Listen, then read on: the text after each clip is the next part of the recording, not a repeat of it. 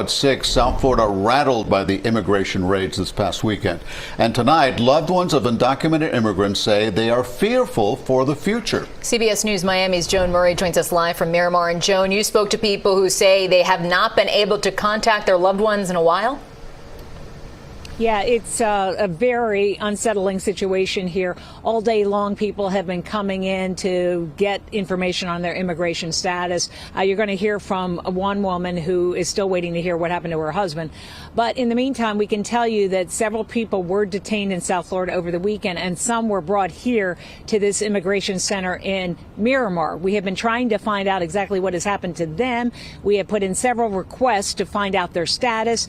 We have not heard back. We have also not learned exactly how many people altogether in the past week have been taken into custody and whether anyone has been flown back to their native land. So all these questions have now been put to the immigration officials in Washington. That is where we are told our requests have been sent. In the meantime, I've also been checking to find out what about children of undocumented immigrants. And finally, today, I got some clarification from the Broward School District.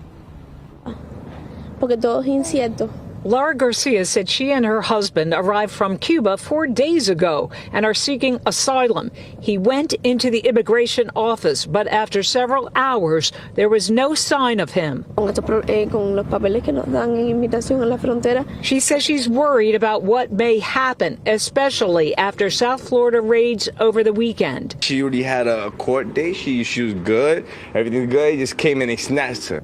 This man said his wife from Venezuela was taken into custody during a raid in the Miami neighborhood of Brownsville over the weekend, and that 2 construction workers were also rounded up. I think what's changed is, again, that President Trump got here this time not only with a strong mandate to do what he said he's going to do, but unlike the first time, he now also understands, and you can see it, the importance of putting his people in there immediately, to get the agenda done immediately. President Trump has said agents can go into schools and churches to enforce immigration laws. We've gotten a copy of a memo from the Broward superintendent to principals. It reads in part, student records are protected under the Family Educational Rights and Privacy Act, and that if there are any questions, they should seek guidance from the General Counsel.